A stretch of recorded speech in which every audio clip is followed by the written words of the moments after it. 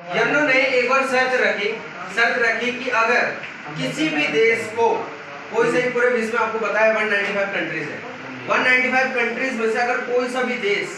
अगर यूएनओ का permanent member बनना चाहता है, यानी सिक्योरिटी काउंसिल का यानी सुरक्षा परिषद का अगर परमानेंट मेंबर बनना चाहता है तो उसको कुछ क्राइटेरिया पूरे करना है, यानी कुछ शर्तें हैं, वो शर्तें पूरी करनी पड़ेगी। सबसे पहली शर्त क्या बोली कि दुनिया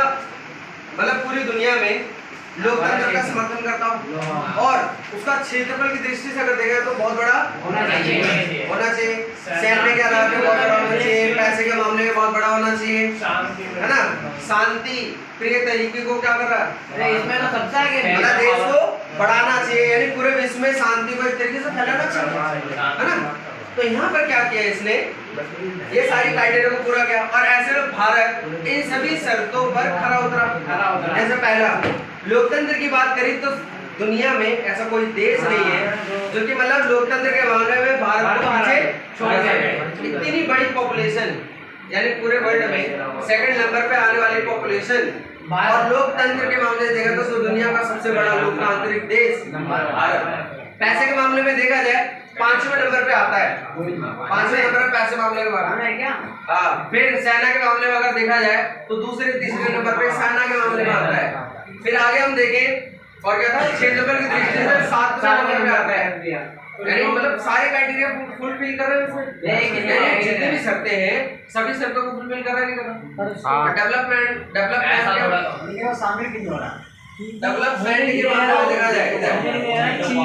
चाइना मतलब थोड़ा क्रिएट करता है, ये तो यूरोप में ही तो है, आपका एक फ्रांस हो गया और दूसरा हमारा ब्रिटेन हो गया, तो दो ही यहाँ पर दिखाई दे रहे और बाकी लोगों बगल में रशिया, वो भी लगा लो, आधा यूरोप है आधा एशिया में। तो एशिया की एक कंट्री होगी हमारी चाइना हो गई और एक और कंट्री कौन सी है, ब्रिटेन हो गया, ब्रिटेन हो गया, फ्रांस हो गया और एक हमारा अमेरिका जो ऊपर आपको दिखाई दे रहा है गुलाबी वाला जो हमारा अमेरिका है। कितना क्लियर हो गया, ये 5 देश हैं और ये 5 देश केवल 3 महादेश है, तो 4 महाद्वीप के जो देश वो पागल होंगे, है ना, दिमाग में किसका क्या होगा वहां से सदस्य नहीं उठाए जा रहे, केवल 3 महादेश और ज्यादातर प्रायोरिटी किसको दिया थे, यूरोप को, मतलब यूरोपीय और बाकी पूरे विश्व में देश सब पागल होंगे, है ना। फिर यहाँ पर अफ्रीका, इतना बड़ा अफ्रीका है क्षेत्रफल की दृष्टि से देखा जाए तो इतने सारे देश हैं, फिर भी उसमें एक भी नहीं है। साउथ अमेरिका में एक भी नहीं है, एक भी कंट्री परमानेंट ब्राजील हो जाती है सबसे बड़ी कंट्री वहाँ, एक कंट्री तो होती, एक कंट्री नहीं है। अफ्रीका की कंट्री हो जाती, अफ्रीका की कंट्री नहीं है, मतलब कोई सी भी कंट्री नहीं है, केवल यूरोप की 2 कंट्री हो गई,